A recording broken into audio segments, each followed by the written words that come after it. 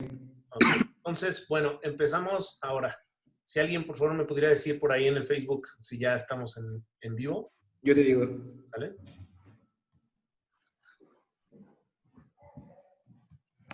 Todavía no. Ah, ya. Listo, ya estamos. Perfecto. Bueno, adelante con nuestros moderadores. Hola, pues buenas tardes a quienes nos estén escuchando afuera de esta sesión de Zoom, o sea, en el Facebook. Buenas tardes, Manuel Gil, Zenia Llévenes, Blanca Heredia, que estamos empezando una serie de reflexiones, 3 sesiones de reflexión sobre distintos temas y efectos que la pandemia ha generado en distintos espacios sociales. Este primero que vamos a tener es una reflexión sobre la universidad. Somos un grupo de trabajo que surgió en la División de Ciencias Sociales y Humanidades de la UAM Coajimalpa. Estamos trabajando en este equipo algunos coordinadores de licenciatura, jefes de departamento, estudiantes, representantes ante el consejo.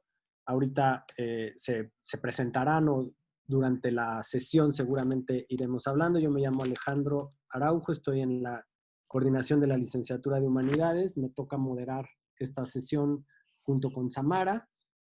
Rápidamente les cuento un poco cuáles son como los intereses de esta serie de pláticas. Decidimos, después de un trimestre de estar trabajando, apoyando a las actividades, sobre todo docentes, tratando de contribuir a solucionar problemas administrativos de estudiantes o de profesores relacionados con el arranque de las actividades docentes. En la UAM se llama PER, Programa Emergente de Educación Remota. Nosotros nos juntamos para tratar de resolver algunos problemas, dudas y generar información interna. Y en nuestras reuniones de trabajo, pues fuimos encontrando muchas preguntas, dudas, inquietudes, compartiendo nuestras frustraciones como profesores o nuestros buenos resultados en las clases. Igual las estudiantes o los estudiantes nos compartían sus propias preguntas y a raíz de eso decidimos abrir espacios de discusión que nos permitieran entender un poco más o abrir nuestras preguntas más al público o más públicamente. Sobre todo nos interesaba ver qué estaba pasando como en 3 espacios importantes. Un poco el primero obviamente era la universidad. ¿Qué le pasa a la universidad en la pandemia? ¿Qué tanto puede cumplir con su función y su vocación y su papel de espacio público, tanto en investigación, en docencia, como en difusión y preservación de la cultura? También nos interesaba ver mucho qué estaba pasando en los espacios domésticos, qué tan posible era este imperativo o petición de quedarse en casa, qué tanto eso ocurre en nuestro país, qué pasa con el trabajo, qué pasa con las condiciones laborales, con las condiciones de los cuidados domésticos, qué pasa en ciertas zonas urbanas que tienen una concentración poblacional mucho más fuerte. Esa será la temática de la siguiente reunión. Y la tercera será pensar un poco qué pasa en los espacios del campo, sobre todo en aquellas zonas donde habitan pueblos originarios que han tenido como políticas de resistencia desde hace mucho tiempo y que esta situación los coloca en condiciones de vulnerabilidad mucho más altas. Queríamos hacer como un viaje por estos 3 espacios, por eso le llamamos coordenadas del impacto, un poco para situarnos solamente. Vamos a tener una cuarta y última sesión en la que queremos ver todos los interesados que nos estén escuchando, que quieran participar, que quieran entrar en la discusión, que quieran seguir pensando juntos y también ver si podemos ir haciendo algunas cosas conjuntas y prácticas desde la universidad para atender problemas o participar en el diagnóstico de asuntos o para generar redes que nos permitan trabajar un poco más juntos. Esto será la última sesión, a esa todos están invitados, ya les iremos informando cómo pueden sumarse y cómo va a funcionar, porque depende un poco de cómo avancemos en estas 3 primeras, decidiremos cómo será la última. Y de ahí si seguimos trabajando el próximo trimestre en cosas similares a esta. Bueno, le voy a dejar la palabra a Samara. Samara es estudiante de la licenciatura de Humanidades. Nos conocemos hace tiempo en algún curso, nos tomamos clase juntos. Me da mucho gusto estar trabajando con ella aquí. Y bueno, Samara, te dejo a ti un poco la palabra. Sale, muchas gracias, Ale. Bueno, primero que nada, estoy muy contenta de poder estar aquí. Estoy muy emocionada, muy nerviosa. Me da mucho gusto poder ver a Senia. Es una de mis profesoras más queridas en la universidad y la atesoro bastante. Pero por otro lado, también me gustaría hablar, bueno, de más o menos cómo se fue formando este pequeñito grupo desde la perspectiva de la Consejería Académica Estudiantil. Al inicio de la pandemia, nosotros como consejeros y consejeras ya estábamos trabajando en pro de ciertas circunstancias muy particulares de la comunidad. Y bueno, para la división fue muy fácil notar que gracias también al vínculo que tenemos con las y los coordinadores de las licenciaturas, pues que podíamos trabajar de manera más cercana y de manera conjunta para pues atacar otro tipo de problemas más técnicos, como ya lo mencionó Alejandro, problemas con las inscripciones, que nos llevó también a encontrarnos con temas más sensibles, en donde pues tuvimos que estar de cerca con problemas de la comunidad un poco ya más conmovedores y difíciles, la verdad.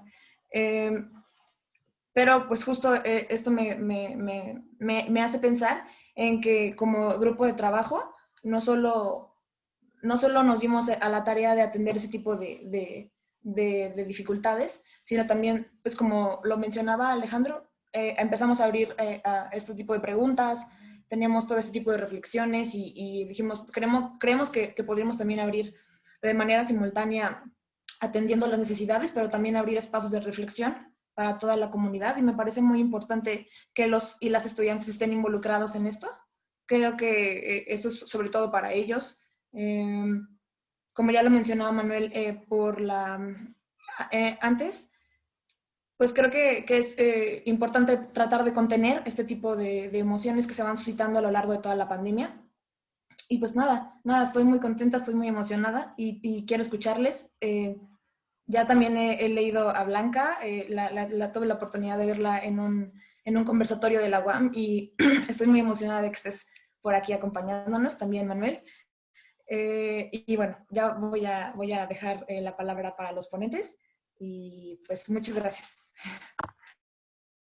Decidimos que el orden iba a ser por orden alfabético, entonces va a empezar Manuel con una reflexión general, luego va a hablar Blanca y luego va a hablar Senia, y después la conversación se irá haciendo un poco sobre los temas que ellos mismos pongan. Nos da muchísimo gusto empezar con ustedes tres una reflexión en torno a la universidad. De alguna manera, pues sí, nos parece muy, muy importante pues contar con su reflexión, con la tradición de pensamiento que llevan y con su interés por el espacio universitario. Sabemos que es algo que les apasiona y de lo cual han vivido pues muy, muy intensamente pues participando en hacerla. Entonces, bueno, muchas gracias por estar con nosotros. Manuel, te dejamos ya la palabra. Muchas gracias.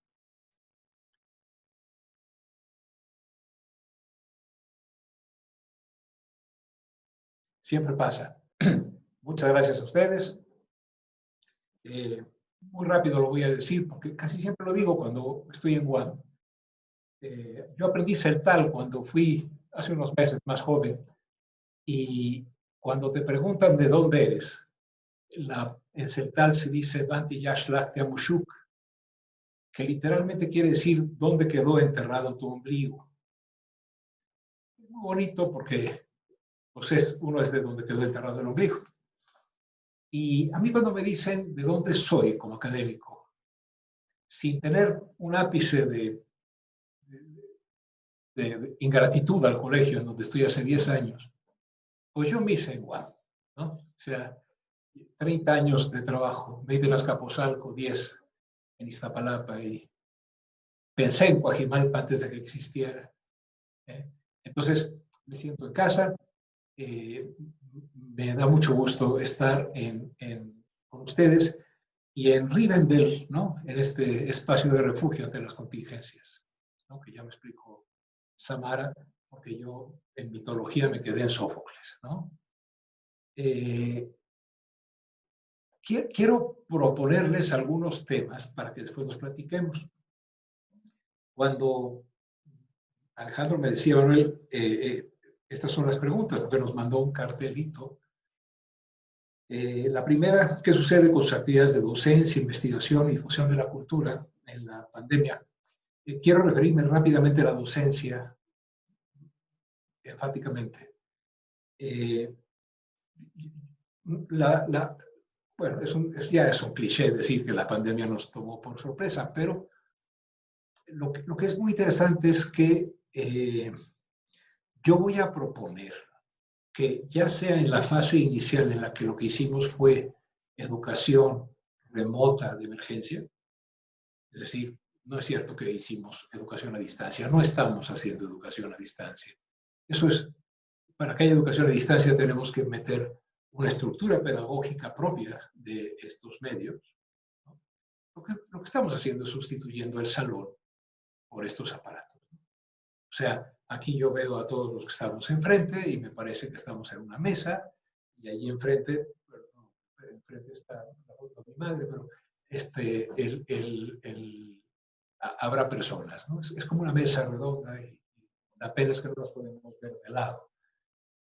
¿A qué me refiero? Yo creo que lo que quiero hacer es una provocación primero. A mí parece que la pandemia nos puso supuestamente ante la pantalla como medio de comunicación y realmente nos puso ante un espejo. Es decir,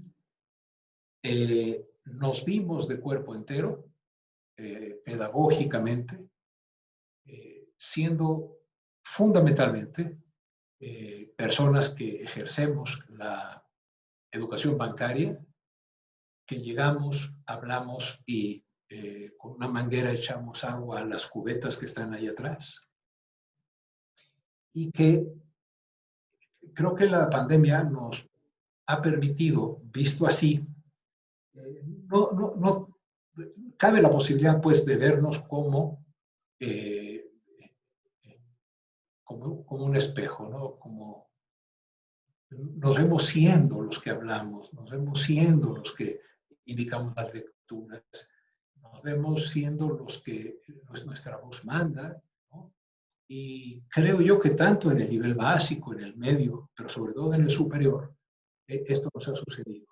Y sobre todo porque, desde mi punto de vista, en el medio superior, todos los profesores y profesoras, con honrosas excepciones, somos amateurs y somos unos verdaderamente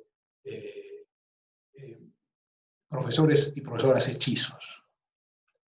Para que lo contraten a uno en la UAM, en el colegio, en el CIDE, a uno le piden que enseñe el doctorado, la licenciatura, en mi tiempo, etc. Pero no nos piden que tengamos alguna formación pedagógica. Se supone que el que sabe puede enseñar. Entonces van dos cosas, ¿no? ¿Qué he visto yo en las pantallas como docente? Me he visto a mí haciendo una de las docencias más horribles que se puede hacer, que es la docencia centrada en mi voz. Y luego la escucha a veces se dificulta. Prende tu micrófono, Juan, María, deja la foto y ya quítate la pijama, lo que sea. Pero está mi voz, ¿no? Y quiero hablarlo en personal. Está mi voz, están las caritas de los estudiantes o las estudiantes, ¿verdad? ¿Me escuchan? He dejado unas lecturas. Me dicen qué piensan de las lecturas. Si yo estoy de acuerdo con lo que dicen las lecturas, entonces les digo que está bien. Si no estoy de acuerdo con lo que dicen las lecturas, les digo que está mal. Y estoy haciendo exactamente lo mismo que hacía en la universidad. El asunto está en que, visto así, siendo la pantalla espejo, Me parece que es una oportunidad para ver cómo un impacto de la pandemia puede ser el que le pasó a Don Quijote cuando peleó contra el Caballero de los Espejos. Se vio. Y cuando se vio frente al Caballero de los Espejos, entendió su locura. Yo creo que podemos decir que un impacto de la pandemia puede ser, si lo tomamos críticamente, vernos en el espejo de nuestra educación centrada en el discurso, nuestra educación centrada o nuestra enseñanza, no centrada en el aprendizaje, sino en, en lo que decimos, ¿no? Eso con respecto a la docencia. Quiero hacer otra provocación. Porque si no, no tiene chiste, ¿no? O sea, no la vamos a pasar bien. La segunda pregunta es si se desdibuja la comunidad universitaria, ¿no? Cuando se realiza el trabajo de manera individual y a distancia. Yo quiero proponerles que no existe la comunidad universitaria ni sin pandemia. La comunidad universitaria es un mito. La comunidad universitaria es una ilusión. Y la ilusión viaja en tranvía. Y ya no hay tranvías. El individualismo en el que vivimos los profesores y las profesoras en universidades como la UAM, el colegio, el CIDE, en el que estamos todos corriendo tras el prestigio y el dinero de la manera más individualizada posible, para que no me estorbe el otro, es que el otro tiene el virus, no del COVID, tiene el virus de la colegialidad. Y la colegialidad jode, en el mejor sentido de la palabra, cuando se jodió el Perú. Jode la posibilidad de tener un proyecto colegiado. No hay comunidad universitaria. No existe. Yo pienso que lo que hay son relaciones entre personas más tipo sociales que comunitarias, ¿no? En términos de Tonis, ¿no? de aquel sociólogo, ¿no? La comunidad está unida por la sangre, la sociedad está unida más bien por la división del trabajo, pero creo que estamos muy individualizados en la práctica cotidiana y no podría ser de otra manera en la pandemia, ¿no? O sea, yo quisiera que discutiéramos qué queremos decir con que hay una comunidad universitaria. ¿Qué hizo mi UAM para parar las huelgas cuando estaba yo?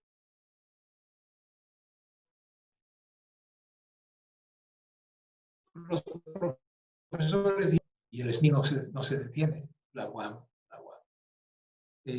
Y la tercera, en el minutito que creo sí, que queda, es qué función le toca a las universidades públicas en este proceso. También me parece que es un abuso pensar en que nosotros tenemos una función. Somos instituciones que tenemos muchas funciones. Una de ellas es ser capaces de hacer una reflexión crítica. Yo creo que hoy, para beneficio del mundo, de nuestro pequeño mundo, del mundo de nuestra referencia, lo mejor que podemos hacer es ser autocríticos. Y sobre todas las cosas, hoy es momento, cuando estamos todos en nuestros pequeños rebeldes individuales, hoy es tiempo de pensar en serio en la tiranía del mérito. El mérito en la universidad, el mérito en las carreras académicas, ha roto la colegialidad, ¿no? Y lo que ha hecho es que estos sean los mejores tiempos para ser el individuo que Byung-Chul Han llama el individuo del rendimiento, el sujeto rendido. Estamos rendidos. Me doy, rendido. Estoy hasta el gorro de cansancio, rendido. Entonces, yo diría con estas tres ideas, Alejandro, muchas gracias, que podría contribuir al debate. Pues muchas gracias, Manuel. No las voy a comentar para no interrumpir la sesión y para dejarlos conversar ustedes. Me encantan las tres provocaciones. Blanca, pues seguimos con tus con tu apertura a este diálogo y a esta reflexión conjunta. Gracias, Blanca, por estar acá con nosotros. Gracias a ti, Alejandro, por la invitación. Me da muchísimo gusto compartir la mesa con todos ustedes, con Senia, con Manuel. Y bueno, yo no he tenido nunca ninguna vinculación ni como estudiante ni como profesor en la UAM, y sin embargo tengo amigos queridísimos y familia muy querida. Entonces tengo un vínculo como afectivo fundamentalmente con la UAM. Soy profesora en el CIDE.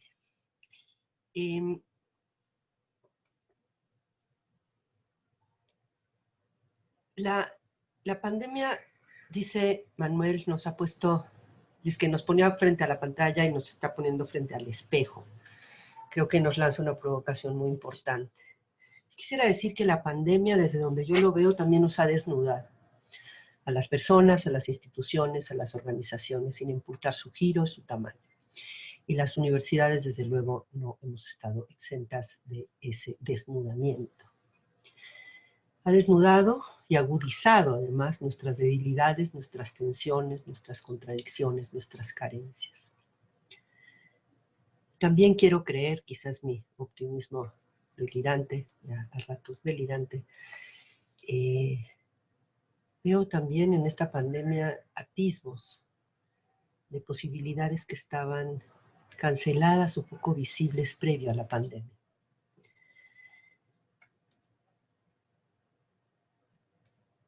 Las desigualdades que ha puesto de manifiesto la pandemia en el mundo de la educación superior son de muy diversos tipos, pero me parece que son fundamentalmente tres las más importantes. Las socioeconómicas y todo lo que eso implica en términos de la posibilidad de seguir asistiendo a clase, de en qué condiciones uno asiste a clase, sea profesor o sea alumno o alumna. En segundo lugar, las desigualdades de género, que son brutales, siguen siendo brutales, y para, de nuevo, profesoras y alumnas, en muchos casos, la carga de poder mantener la asistencia a clases, la concentración en clases, si uno, por ejemplo, tiene hijos pequeños, vive en un espacio pequeño, también, pues es mucho más complicada que antes. Y también están, desde luego, las desigualdades de corte sociocultural. Ese es un primer, como, gran reto que nos ha planteado y la pandemia y que ha desnudado, insisto, estas desigualdades. Una segunda área que tiene que ver con la segunda pregunta que nos planteaba Alejandro, es que la pandemia, al obligarnos a transitar al mundo de lo virtual, al mundo remoto, está vulnerando nuestros vínculos. La universidad como espacio clave de socialización, como un espacio fundamental para interactuar con otros y en ese interactuar hacernos en lo individual y en lo colectivo. Coincido con Manuel, que ya estaba muy desdibujado, y coincido también con su interpretación de por qué razón estaba desdibujado lo comunitario, el sentido de comunidad universitaria. Con todo y todo, la posibilidad de asistir con regularidad a un espacio físico en donde te reúnes con otras personas, interactúas con ellos, intercambias información verbal y sobre todo no verbal, que es de corte fundamentalmente socioafectivo, eso hemos perdido. Y es muy difícil reproducirlo en la pantalla. A distancia es muy, muy difícil. Dentro de las universidades, finalmente, la crisis sanitaria nos está obligando a repensar prioridades sustantivas y financieras, en parte porque nos enfrenta a la necesidad de reaccionar de manera muy rápida y muchas veces con recursos insuficientes, en todos sentidos, no solamente materiales, a transitar de educación presencial a educación en línea, que incluso simplemente trasladar, digamos, el formato de lo presencial en línea supone pues desafíos muy importantes. Pero también nos está obligando a repensar nuestras prioridades en términos sustantivos y en términos también financieros. Porque aquí sí se cruza como la doble crisis, no solamente la crisis sanitaria, sino también la crisis económica. Y no sé cuál va a acabar primero, pero lo que sí estoy segura, ya lo estamos viviendo, todas las universidades, en mayor o en menor medida, hay una astringencia desde el punto de vista fiscal, desde el punto de vista financiero, que eso mismo, ya en el contexto de la pandemia, nos está obligando en la práctica a definir qué es más importante que qué otra cosa, en dónde corto. Y creo que eso también hay que ponerlo sobre la mesa. En términos de cuáles pienso yo que tendrían que ser las prioridades y qué cosas tendríamos que estar mirando con especial atención en este contexto tan inédito, empiezo por docencia. Cuidar que no se profundicen las desigualdades, que no se sigan profundizando esas desigualdades. Y por lo tanto hacer todos los esfuerzos que sea posible para dar atención prioritaria a los grupos de estudiantes y docentes que son más vulnerables, sea en términos socioeconómicos o en términos de género, o muchas veces la combinación entre ambos. Un segundo tema al que nos enfrenta la pandemia en el mundo de las universidades como en el mundo educativo en general es al tema de la priorización de los aprendizajes. Lo sabemos muy bien en el caso de básica, en el medio superior tenemos currículums enciclopédicos todavía, por más que se han hecho esfuerzos por recortarlos, por hacerlos más manejables, siguen siendo muy extensos. Lo mismo ocurre en las universidades. Y el tiempo efectivo para el proceso de enseñanza-aprendizaje se ha recortado, más allá de que las clases sean ahora igualmente quizá de 1 hora y media o el tiempo que duren, el tiempo que efectivamente de atención que puede dedicársele a estos trabajos se ha reducido. ¿Cómo enfrentamos el hecho de que pues en muchos casos no se van a poder cumplir los programas y ya de por sí no se podían cumplir? Entonces, ¿qué vamos a priorizar? Mi curso de métodos, tu curso de sociología de la educación, en fin. O sea, otra vez, ¿qué recortamos, qué dejamos, en dónde ponemos los énfasis? Todo esto mientras estamos aprendiendo a manejar el Zoom, aquellos de nosotros que tenemos la posibilidad de hacerlo de esta manera, en muchos casos en las universidades esto es posible. Hay una tercera y cuarta cosa que están desde mi punto de vista muy, muy vinculados y que me parece que aquí sí son como desafíos, pero también son oportunidades. Creo que necesitaríamos hacer grupos de trabajo al interior de las universidades y interuniversitarios, en donde nos hiciéramos la pregunta de cómo podemos generar condiciones para la conexión socioafectiva en espacios virtuales. Yo hace mucho tengo la impresión, creo que ya lo decían algunos de los grandes teóricos de la educación, yo no vengo originalmente de la educación, vengo de la ciencia política, que la afectividad es como la corriente eléctrica de la educación. Si no nos conectamos, no pasa esa cosa mágica, que cuando pasa es mágica, que nos transforma al que enseña y al que aprende.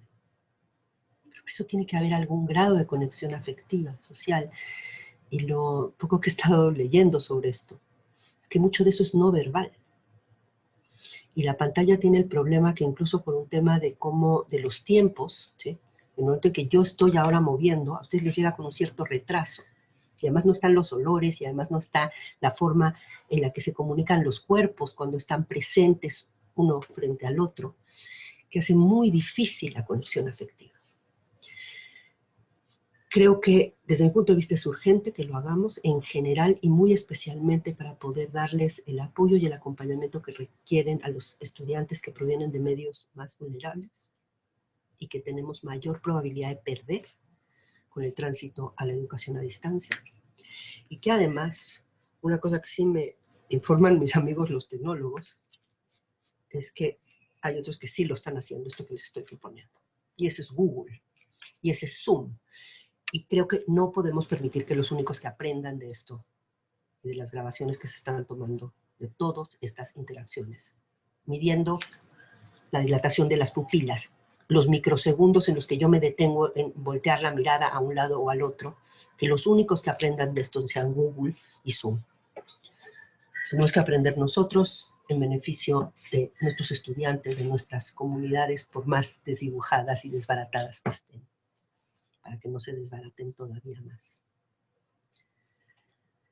En el terreno de la investigación hay que mantener en todo lo que sea posible, pero en un contexto de crisis económica, financiera, vamos a tener otra vez que priorizar. ¿Cómo vamos a priorizar? ¿A partir de qué criterios? Creo que, sobre todo en las universidades que estamos, digamos, como las tres aquí representadas en la excelencia, ha habido ya muchos años de privilegiar las Q1, Q2, etcétera, etcétera. Las publicaciones dictaminadas. No niego que pueden tener un valor, pero creo que es momento para pensar, porque ya incluso por una cuestión práctica, concreta. Posiblemente vamos a tener que dar más clases, va a haber menos recursos para hacer investigación del tipo que se requiere hacer para una revista del más alto nivel internacional, que toma en promedio 3 años poder publicar una revista de ese tipo. ¿Qué vamos a hacer? También en investigación, creo que hay que preguntarnos. Yo tengo una posición, pero si quieren ya después la platicamos esa. Finalmente,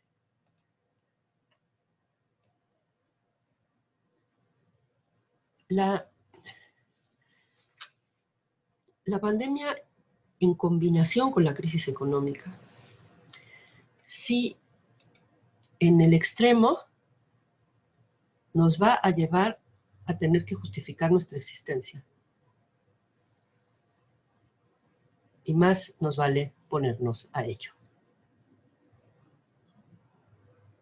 En un contexto de escasez de recursos tan brutal como el que se prevé para el año entrante, muchas de las cosas que dábamos por hecho y muchos de los discursos que suponíamos funcionaban, dejaron de funcionar. Cambió el universo narrativo que le da sentido, significado y valor a las palabras y a los argumentos. Entonces nos toca como un doble desafío. Explicar por qué importamos, por qué importa lo que hacemos, y poder decir eso de una manera que sea comprensible en una polis, concretamente esta polis, cuyas claves de sentido no son las de los últimos 30 años. Muchas gracias. Pues muchas gracias, Blanca. Pones otra vez unos puntos, 5 puntos básicamente muy importantes. Le damos paso a Senia, luego quizá acomodamos algunas pequeñas preguntas para seguir la conversación entre ustedes. Senia, pues qué gusto que estés por acá con nosotros, aunque sea en las pantallas, no en presencia, pero nos da mucho gusto verte por aquí. Bueno, pues el gusto es mío. Sam, Alexis, Ale, Rafa, pues los quiero mucho, los extraño. Y pues mucho gusto, Manuel y Blanca, compartir este espacio con ustedes. Pues básicamente yo, después de lo que acaban de decir, ¿qué puedo añadir? Hay muchas cosas con las que coincido. Y básicamente entonces mi participación es más bien un poco los ecos que despertó en mí toda esta situación, ¿no? Y como profesora, simplemente, más que como otra cosa antes que nada, ¿no? Yo creo que esta pandemia, cuando nadie lo esperaba, pues sucedió y nos cerró la puerta de la universidad. Y cuando nos despertamos todos, nos dimos cuenta de que no teníamos plan B, de que no sabíamos bien qué debíamos hacer y, por supuesto, cómo debíamos hacerlo. Lo que nunca se puso en duda, y esa es una de las primeras preguntas que yo tengo, es la necesidad de dar continuidad a la enseñanza, lo cual era como muy enloquecedor también, porque parecía que había que seguir con los currículums, aunque sí nos dijeron, bueno, sean comprensivos, hay una cierta flexibilidad, pero a nivel de contenidos, a nivel de repensar qué hacíamos, cómo pedíamos concentración para ciertas cosas, pues prácticamente como fue asumido tácitamente que había que seguir y había que seguir. Como dicen mis colegas, resulta que al despertar habíamos trasladado todo un sistema educativo presencial a una virtualidad llena de incertidumbres. Y en ese sentido, nos dimos cuenta de lo que sucedía. Tras décadas de estar hablando de tecnología educativa y miles de debates entre quienes sostienen su irrelevancia o quienes dicen que es la solución para casi todo, pues como creo que dijo Blanca, el rey estaba desnudo. Como fuera, no estábamos preparados y el sistema educativo no estaba preparado para abandonar las aulas. Casi nada estaba listo cuando realmente lo necesitamos. El espíritu docente, como se nos ha enseñado las últimas generaciones, es un espíritu fundamentalmente resolutivo. Entonces todos nos pusimos en marcha como se nos dio a entender para dar las clases en un entorno 100% virtual, aunque nadie nos hubiera dado las herramientas de conectividad necesariamente, de dispositivos, de plataformas o de formación, pues ahí nos lanzamos. Generalmente de manera individual, en el mejor de los casos con los compañeros que nos ayudáramos entre unos y otros a buscar algunas soluciones, pero la idea era que no había tiempo que perder. En este sentido, hubo también generosidad, hubo grupos que compartieron iniciativas, hubo redes de ayuda, pero es importante que para mí, por lo menos, mi impresión de lo que ha sucedido es que esto que estamos viviendo con la pandemia nos ha mostrado dos cosas en toda su crudeza. En primer lugar, la fragilidad de nuestro sistema educativo en términos de digitalización, pero eso quizás es lo que menos me interesa, curiosamente. En segundo lugar, y es lo que más me interesa, es que ha hecho visibles numerosas contradicciones y múltiples desafíos que no son tecnológicos y que son aquellos que nos habíamos negado a abordar o que habíamos cerrado en falso. Lo cerramos en falso cada vez que centramos el debate en aprendizajes clave, metodologías más apropiadas, formas de evaluación, en estas cosas que yo digo siempre caben en este esquema misión-visión, pero que se saltan la pregunta fundamental: ¿qué es educar hoy, aquí y ahora? ¿Para qué? Entonces, en este aspecto, digamos que me parece que la pandemia, y coincido con Blanca, puede ser una oportunidad de volver a pensar en lo necesario y en lo importante. Y coincido con Manuel en que nos ha puesto frente al espejo de nuestra realidad. Y el reflejo lo que nos devuelve no es agradable, nos devuelve costuras rotas, las incoherencias de un sistema educativo y enormes retos que tenemos aún por delante, y retos que no son tecnológicos, o mejor dicho, que no son solo ni principalmente tecnológicos. Como docente, evidentemente he constatado la brecha digital primaria, es decir, la desigualdad que hay en el acceso a los dispositivos y a la conectividad. Pese a la generosidad de muchas iniciativas para que los alumnos o las personas que lo necesitaran tuvieran tablets, la verdad es que tampoco todos los dispositivos son igualmente válidos o funcionan igual para aprender. Y también es que tras esta brecha primaria, que es la socioeconómica, digamos, inmediata de no disponer de una tablet o de conectividad, hay otra brecha que me parece aún más importante, que tiene que ver con que no solo necesitamos competencias básicas para utilizar la tecnología, sino también tenemos que entender qué es la tecnología y cómo funciona. Porque digamos que hay como dos observaciones que me gustaría señalar al respecto. La tecnología tiene prestaciones de doble uso, y que se imponga un uso sobre otro depende de las relaciones de fuerza dominantes. Es decir, al interior de la red se trasladan las mismas relaciones de poder que existen en el mundo. Entonces me parece muy ingenua la visión que contempla las tecnologías como emancipatoria, nada más. Y eso por esa razón que acabo de decir, porque al interior de la red se han trasladado las mismas relaciones de poder que existen en el mundo. Es otro territorio en disputa más que un instrumento de liberación. Ahora ya no solo tenemos que disputar el territorio analógico, sino también el digital. Y digamos que otro aspecto me preocupa de las nuevas tecnologías. Nos lanzamos inmediatamente a ver qué nos permitían hacer para dar nuestras clases, pero nunca hubo una reflexión, y estamos hablando de universidades, en lo que nos obligan a hacer. En este sentido, las nuevas tecnologías son distintas, me parece a mí, de las anteriores revoluciones tecnológicas, porque no quiero apelar a ninguna suerte de tecnofobia. Tecnología es una pluma y un libro también, pero creo que hay una diferencia fundamental ahorita.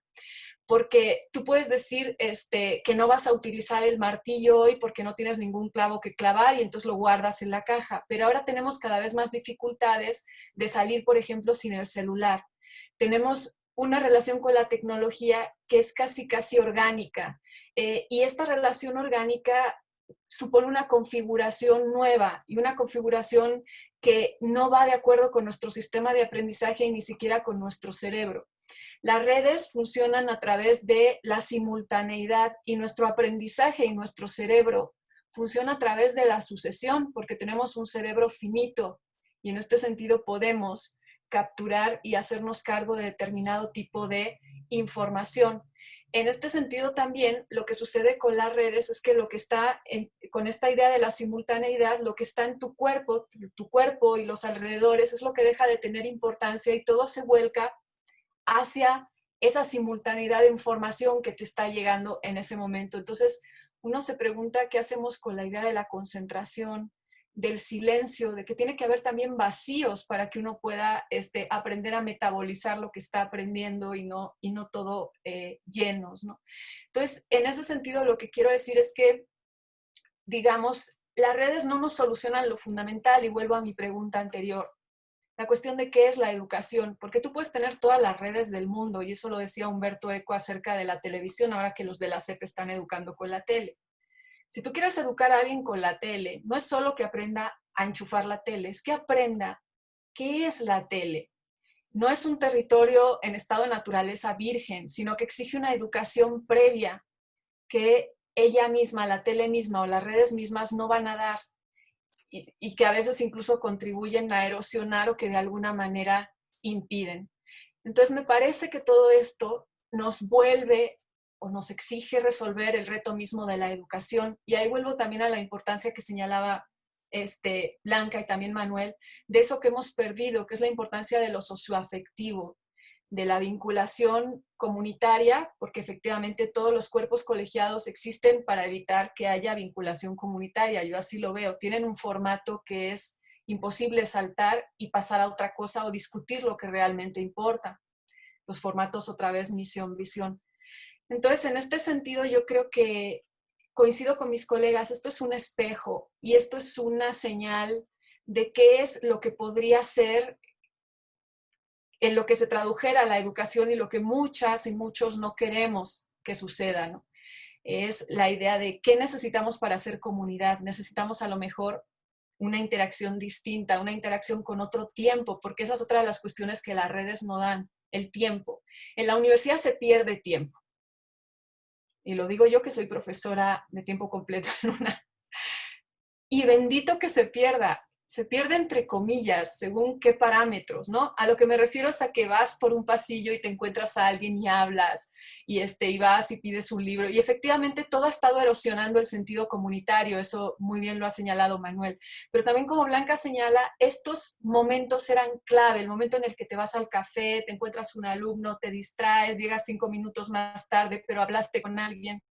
Entonces iba generando un tejido socioafectivo que hacen que, aunque nos quejemos, muchos de nosotros extrañamos nuestra unidad hoy. Entonces me parece que ese espejo es en el que se nos está mostrando qué necesitamos para construir comunidades y qué necesitamos para saber qué es la educación y qué educación requerimos para tener formas de vida que no solo nos permitan subsistir, sino vivir de manera enriquecedora y de manera sobre todo digna. Y bueno, esa sería mi participación. Bueno, se quedó digna, muy sonora. No podía. Y soberana. ¿Qué pasó? No sé si estabas a punto de hacer una porra y el tiempo no te lo permitió. Casi, extraño. Pues muchas gracias a los tres. Creo que hay temas muy, muy interesantes que evidentemente están poniendo, se acercan mucho, tienen un malestar o una preocupación o una serie de señalar algunos puntos en donde hay mucha coincidencia, ¿no? Me gusta mucho las metáforas con las que Manuel arranca, como plantear esta idea de vernos en la pantalla en un espejo en donde nos damos cuenta que nuestra voz ha sido el centro desde hace mucho y que algo no está funcionando, darnos cuenta que el mérito y las lógicas de la universidad ya la tienen hace tiempo individualizada y que eso no es la pandemia, pero que la pandemia lo puede descubrir. Blanca también mencionaba de muchas formas ciertas oportunidades que tienen que ver con darnos cuenta a partir de estas emergencias en, en, en donde hay ciertas necesidades y oportunidades para reactivar esos vínculos afectivos que estaban perdidos, para redefinir la investigación en asuntos prioritarios, para volver a recuperar mucha más fuerza de contenidos prioritarios de enseñanza, de grupos prioritarios de atención, en fin, como si en este momento algo se nos apareciera visible justo por estar tan encerrados y tan confrontados con una pantalla. Esta idea, pues me parece que es evidentemente una de las extrañas cosas que las tecnologías actuales nos generan. Manuel terminaba hablando del sujeto rendido, Xenia terminaba hablando de la dignidad. ¿Qué tanto estas ideas pueden seguirlas tejiendo en esta conversación ustedes? No sé, Samara, si tú quieras comentar algunas cosas. También hay algunas preguntas que nos llegaron, ya sea por el Facebook o por WhatsApp, de gente que los está haciendo y que no tiene manera de mandarle por Facebook. Si quieres, yo recojo algunas preguntas, Samara, y tú mientras comentar algo o leer las preguntas que están. No, de hecho me interesaba bastante leer las preguntas. Quisiera compartirlas.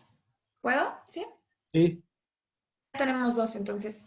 Dice una de ellas, ¿cómo podemos tener más voz y voto los alumnos en este nuevo sistema que tanto docentes como estudiantes estamos aprendiendo a sobrellevar? Sobre todo por las dificultades de comunicación, que ya no pueden ser inmediatas y hay una cierta burocracia que se incrementó en estos procesos de dudas, quejas, incertidumbres, etc. Y la que sigue dice algo así. Creo que uno de los problemas con esto de las clases en línea en pandemia es querer dar clases de la misma manera de las que se le darían en presencial. Y a veces es lo que me he dado cuenta que en estos 2 trimestres no es efectivo para todas y todos. Yo leo unas preguntas de Mario Casanueva que les manda saludos a Blanca, a Xenia. Una va para Blanca directo y otra va para Xenia. Las voy a leer porque con su nombre porque él me lo pidió así, digamos. Blanca, si la pandemia ha vulnerado nuestros vínculos, pero también ha dejado cosas nuevas, oportunidades nuevas, nuevas ontologías, nuevas formas de comunicación y representación, ¿qué ventajas destacarías de la crisis? Y Mario, también para Xenia, nuestro cerebro es plástico, aprende, no funciona básicamente en serie o en paralelo, y aprende y se adapta. ¿Qué ventajas ves a que funcione en paralelo? Espero que tú le comprendas mejor que yo a la pregunta. Seguramente que sí. Si no, Mario, ahorita me la puede seguir aclarando. Pero, en fin, son dos preguntas de Mario Casanueva que les mandan muchos saludos. No sé si hay más preguntas. Si quieran ustedes seguir en la conversación con alguno de los puntos que haya generado pues interés de lo que comentaron los demás. Podemos seguir el orden que teníamos al principio o intervenir en cualquier momento. Blanca, si quieres, Xenia, si quieres regresar, o Manuel.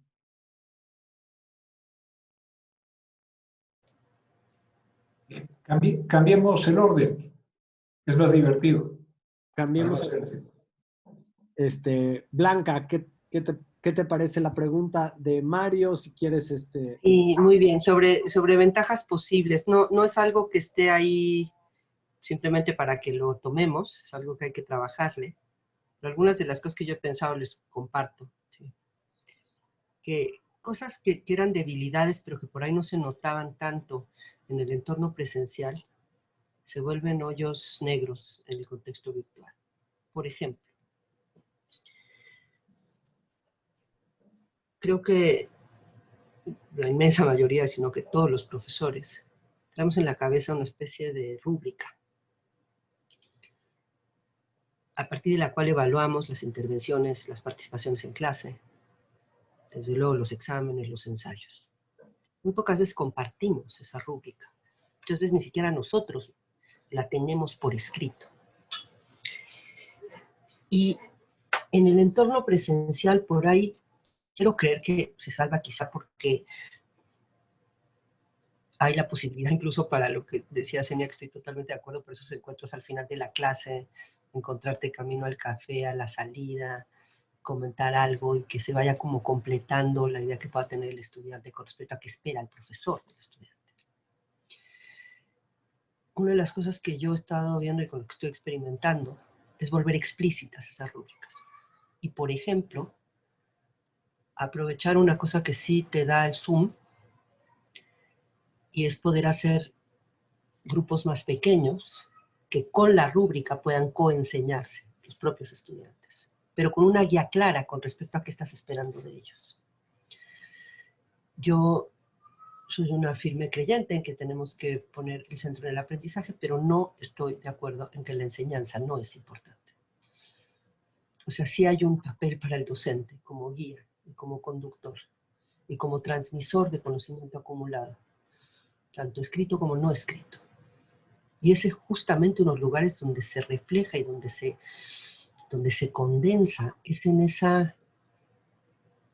esos criterios a partir de los cuales evaluamos. Y democratizar eso me parece que es fundamental en general, para promover la posibilidad de que los estudiantes tengan mayor posibilidad de autoaprendizaje y también de poderse, insisto, apoyar en sus aprendizajes recíprocos. Tiene además la ventaja enorme este formato de poner parejas o poner grupos realmente muy pequeños. Estoy pensando parejas, máximo 5 estudiantes, 6 estudiantes, que con una orientación, con una brújula que ya les dio el profesor, puedan irse acompañando en generar conocimiento y en aprender conocimiento, parte del corpus heredado, que eso es también mucho de lo que hacemos. No, eso es lo que hacemos, de hecho. ¿Sí? Y además tiene la ventaja de que en esos formatos un poquito más pequeños, o mucho más pequeños, de parejas o de grupos de 4 o 5, hay más posibilidad que se dé una interacción más rica. Y que con eso minimices un poco el costo de lo no presencial.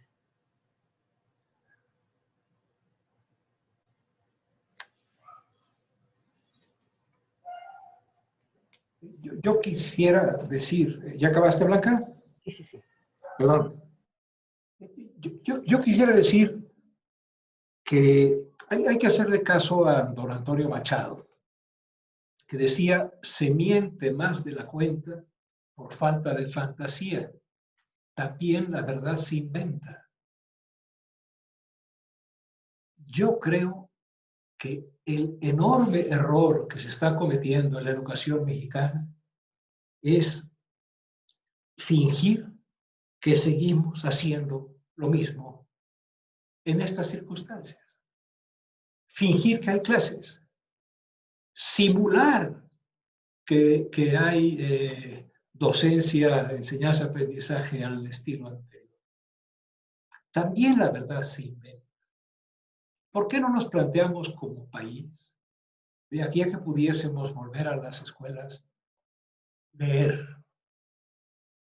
¿Se imaginan al país leyendo a Padura, los que quieran, a Bolaño, a Rulfo, al Señor de los Anillos? Hubiéramos hecho una campaña de alfabetización, de recreación de la lectura, que sería muchísimo más importante que fingir que hay cursos. No hay cursos. Y antes de la pandemia también no había cursos para aprender. Se aprende a pesar de los cursos, porque también la verdad se inventa. La pandemia solo agudizó. Por eso digo yo que es un espejo. Entonces, perdimos la oportunidad de generar no escuelas en casa. Lo que estamos haciendo no es aprende en casa, es la escuela en casa. Y la escuela en casa es como diría mi madre cuando se retiró mi papá. Mi papá jubilado era como un ropero en el pasillo. Bueno, la escuela en la casa es un ropero en el pasillo. Hay que ver, sobre todo, dada la desigualdad de género, a las mamás o a las abuelas, así las veces de maestras, después de haber limpiado la casa, después de haber servido al Señor, ¿no? Y luego buscando cómo le hacen para chambear. ¿Por qué no leer? ¿Por qué no ciclos de cine? ¿Por qué carambas? Y iba a decir peor. Es que, a ver, yo quiero decir que hoy estamos mintiendo, que la SEP miente diciendo que continúa el ciclo escolar. Que es aberrante que Moctezuma diga, los canales van a impartir cursos. Siéntense a ver el curso de primero y segundo.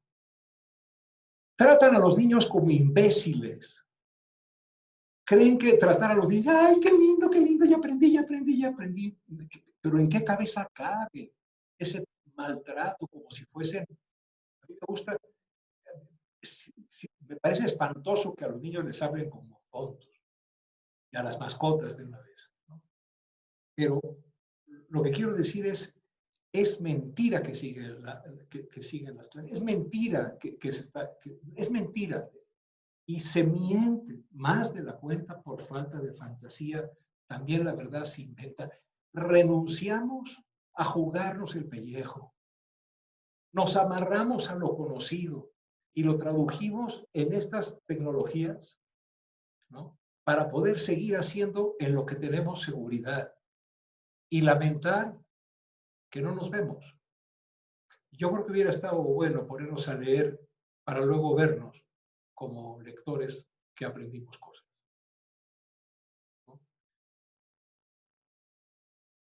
¿no? No es verdad que de la pandemia vaya a surgir por ella misma nada mejor. La pandemia mata, la pandemia jode, la pandemia rompe, la pandemia empobrece. Esta idea de que la pandemia va a cambiar al mundo y todos vamos a ser bien buena onda es una barbaridad,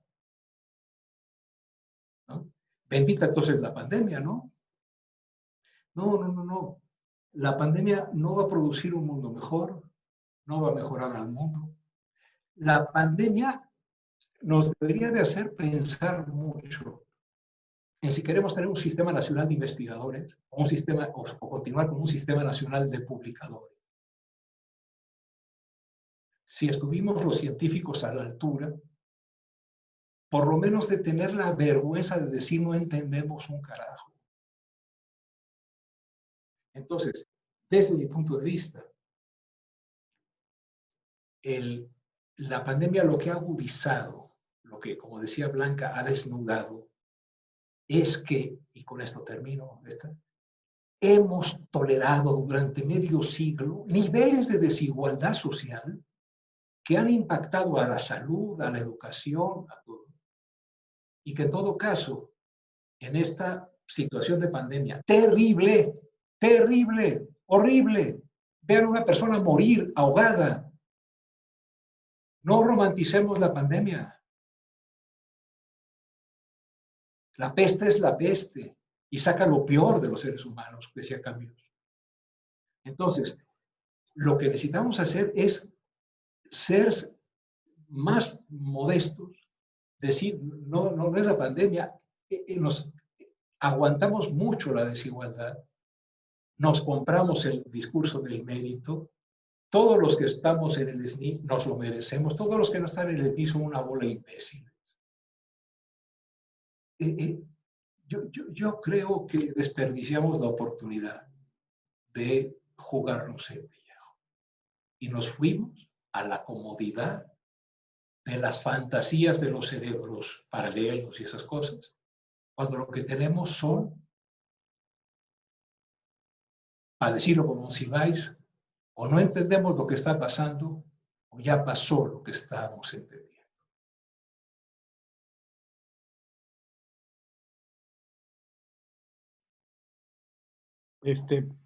Híjole, no sé si decir gracias, Manuel, porque no es exactamente la palabra, pero sí es muy clara la idea de la posibilidad de vernos en el espejo, en el sentido de quizá no hacer este elogio a la pandemia como espacio que nos ha abierto la puerta a ver, sino más bien darnos cuenta que no habíamos querido ver algo que estaba ahí desde hace mucho tiempo y bueno, y que si lo seguimos sin ver todavía es peor en estas condiciones, ¿no? Creo que un poco lo que estás llevando a pensar y quizá también se puede comentar en ese sentido, borrar la idea de los efectos de la pandemia en la universidad, sino los efectos de muchas décadas de no ver una serie de cosas en la universidad y qué está pasando en la universidad ahora y qué podemos pensar de la universidad y de sus problemas, porque muchas de las cosas que estás mencionando como problemáticas, pues no son por la dificultad de enseñanza de la pandemia, sino porque estaban antes. La falta de relaciones comunitarias, la falta de una investigación o un sistema nacional de investigadores y más bien un sistema de publicadores, en fin, son cosas que estaban antes y que probablemente no queríamos ver o era más fácil no ver y que ahora son imposibles de dejar de hacerlo, ¿no? De dejarlo de ver. Senia, en cierto modo te tocaría a ti si quieres participar. Hay más preguntas, pero estaría muy bien que comentes un poco en relación a estos temas que están poniendo como con más énfasis. Sí, pues estoy escuchando con mucha atención. Hay cosas en las que estoy tan de acuerdo con Manuel que no le hago la ola porque pues desde aquí se vería un poco raro, pero sí efectivamente considero que, y de hecho nosotros lo platicamos, ¿cómo es posible que ante esta situación queramos seguir con los trimestres? Es decir, como que no haya un replanteamiento y no hagamos otra cosa que a lo mejor nos permita estar a la altura, pues no sé si a la altura de las circunstancias, pero por lo menos más con mayor sensibilidad y mayor apertura a la situación y a donde estamos parados, ¿no? Me parece que efectivamente lo que muestra la pandemia en ese espejo es cómo estábamos en un sentido, y en este sentido solo quería ahondar en algo que salió en las preguntas de la burocratización. Yo creo que la respuesta institucional de las universidades a la pandemia, su forma de lidiar con la angustia, ha sido la burocratización, es decir, multiplicar el trabajo de manera innecesaria como para quizá esa angustia que decía Blanca, vamos a tener que justificar nuestra existencia o qué diablos estamos haciendo, pues se ha traducido en una burocratización de cosas y en el problema de una hipervigilancia. Si vamos a hacer Zoom, que todos firmen tal cosa, pídeles a los alumnos derechos de imagen, haz tal cosa, que es un poco el retrato de nuestra época. Todos los problemas se solucionan a través de la hipervigilancia y del discurso jurídico. Parece que hemos perdido la costumbre de tratar entre personas con vínculos que son personales. En este sentido, creo que a mí eso, y me imagino que a otros, por lo que yo he platicado, nos muestra lo que necesitamos. Porque en estas situaciones donde hemos extrañado más que, extrañamos la unidad porque extrañamos, digamos, eso que Blanca llama lo socioafectivo, extrañamos el contacto con otros, extrañamos ver a la gente tridimensionalmente, extrañamos la posibilidad de gastar el tiempo tomando un café, extrañamos la posibilidad de, en esta cuestión donde la pandemia curiosamente lo que muestra es la fragilidad de los cuerpos. Y estamos todos en Zoom en nuestra casa lidiando con imágenes bidimensionales que nos alejan de esa fragilidad, donde además se nos impone la distancia y donde además los discursos, cuando tenemos miedo, son hipervigila y pon un juez que me separe de este cuate que me está dando terror, en automático, ¿sí? Entonces, lo que yo considero es que eso habla del tipo de sociedad que somos. Y tal vez lo que estamos viendo como en negativo es nuestra necesidad de tener vínculos comunitarios, de tener, pues de alguna manera, contacto, de poder relacionarnos de otra manera que no sea como a través de estas instancias burocratizadas o de instancias siempre que tienen que ver con la legalidad y la institucionalidad. Y esto también tiene que ver con el cuidado, que es precisamente la idea que en la pandemia se está poniendo como en el centro, ¿no? Entonces me parece que a través de esas costuras podemos ver todo lo que estamos necesitando y que de mi parte, o yo pienso que iría por ahí. Y nada más por no dejar la pregunta de Mario, lo de la plasticidad del cerebro y todo eso, sí, los cerebros aprenden y son flexibles, pero no son infinitamente flexibles. Tenemos un cerebro finito. Y el discurso de la flexibilidad y de la plasticidad precisamente va muy de la mano con cierta fase del capitalismo neoliberal que exige que la gente se esté reinventando todo el rato, reaprendiendo todo el rato, y que acaba en ese sujeto rendido al que hacía referencia Manuel, y que además se puede flagelar a sí mismo porque no es lo suficientemente plástico. Entonces, en este sentido, yo creo que también tenemos que tener cuidado, no solo con la romantización de la pandemia, sino con la romantización de nuestras capacidades creativas pensadas como infinitas. ¿A qué le hace juego eso y que acaba sacrificando por el camino? Vamos a leer algunas de los comentarios que han llegado.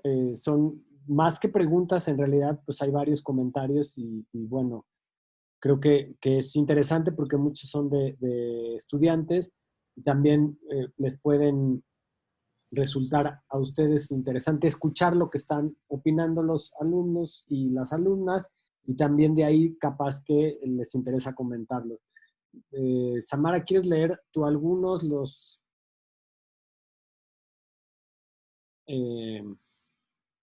Perdón si tenía mi micrófono apagado. Sí. Sí, me parece que podría leer un par, no sé si Empiezas. eso les parece bien. ¿Perdón? Empieza si quieres con el de Elsa y te vas para abajo y yo luego sigo. Claro. Elsa comenta, no creo que se pueda minimizar el costo de lo no presencial si de por sí la academia nos envuelve en un sistema individualizador. Minimizar el costo de lo presencial es aceptar las ventanas individuales del Zoom. Lo rico de lo presencial es la discusión en las aulas, las miradas y los silencios. Pola, ella dice, importante tocar el tema de género porque muchos estudiantes tenemos ese papel en casa y considerar que no tenemos los mismos tiempos, energías, economías, etcétera, es necesario que los maestros tomen en cuenta ante las formas de enseñar hoy en día. Sobre todo estos que se han cerrado a no abrir cupos, a no dar asesorías o limitar sus horarios. Todos nos estamos reorganizando en tiempos y espacios. Eduardo Lara, sí, dime, Ale. Vas, tú síguele. Sí. Igual puedo dejar leer esta y más o menos. ¿No? Síguele. De los problemas más grandes e incómodos que he notado es que se ha considerado el ahorro, entre comillas, de tiempo de traslado de la casa a la unidad académica como tiempo extra para el desarrollo de las actividades académicas. Pareciera que se entiende el confinamiento como una oportunidad para mejorar la velocidad del aprendizaje y de eliminar distracciones del exterior, como si se tratase de un internado cuando en realidad es todo lo contrario. La realidad es que en estas condiciones muchos ocupan ese tiempo extra para sobrevivir y mantenerse estables en todos los sentidos, y el excedente de tiempo de trabajo lo dificulta. Me parece que esto incluso ha provocado más bien deserción o deterioro en la calidad del aprendizaje en la mayoría de los casos conocidos por mí. Si quieren comentar algunas cosas de estos comentarios o seguir. A mí me gustaría hacer algunos comentarios en parte de lo que han dicho mis colegas y en parte de una de las intervenciones de los comentarios.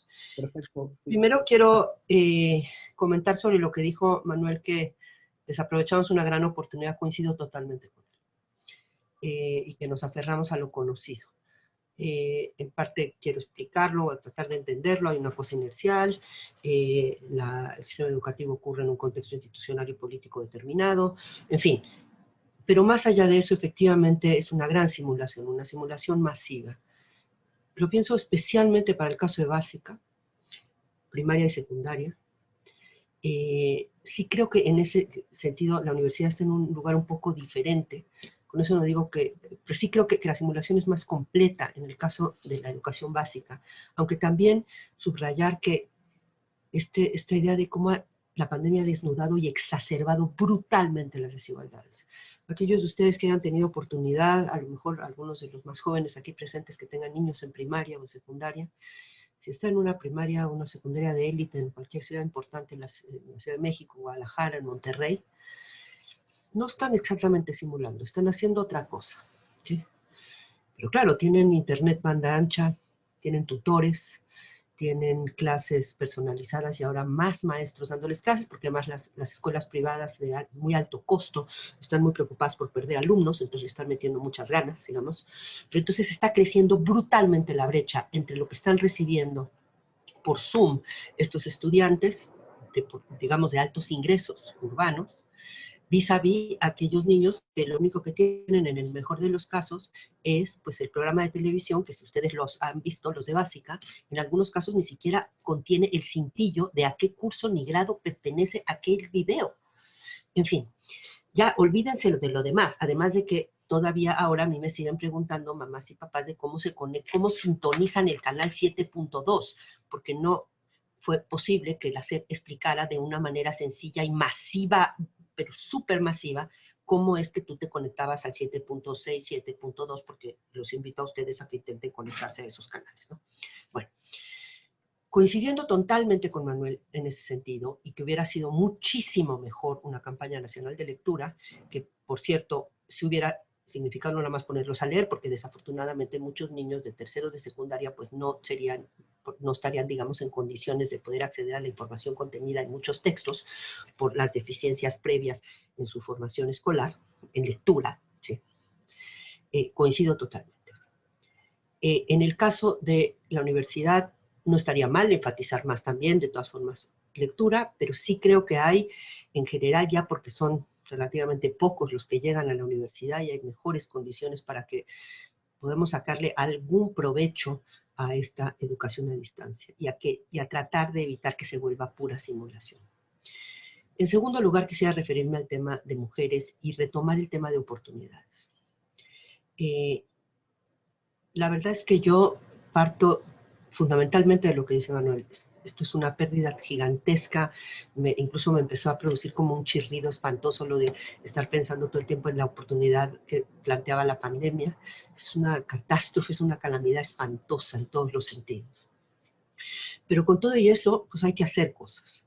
Y entonces hicimos nosotros en el CIDE un programa con chicas de prepa, pues de las que están más en una situación más difícil y que teníamos la posibilidad de hacerlo, chicas de Catepec de prepa con Alep.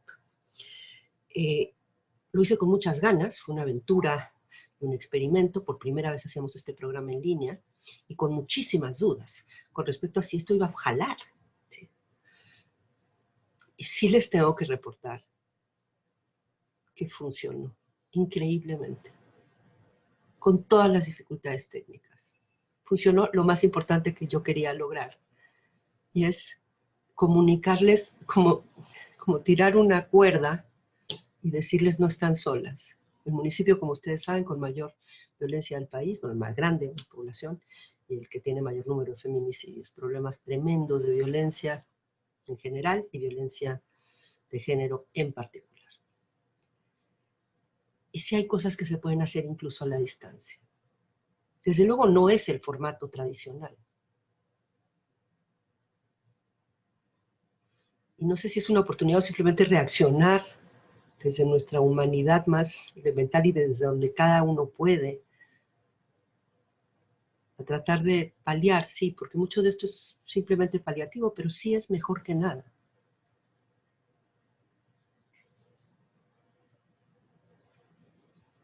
Hicimos cosas, por ejemplo, le dimos un énfasis muy fuerte en violencia de género a nivel doméstico. Y la primera cosa que hicimos es cómo la propia intervención no se vuelve una ocasión para que aumente la violencia de género dentro de sus hogares. Si están encerradas, hacinadas en espacios muy pequeños. Entonces, bueno, les mandamos un kit con audífonos, unas tarjetitas verde, amarillo y rojo, para que en caso de que no pudieran hablar, pudieran expresarse con estas tarjetitas. Establecimos colaboración con la Fiscalía de Delitos contra Género para el caso de que lo necesitáramos, con terapeutas. En fin, fueron 100 chicas, es poquito, pero al menos como que me dejó la esperanza de que hay cosas que sí se pueden hacer incluso en estas condiciones tan difíciles.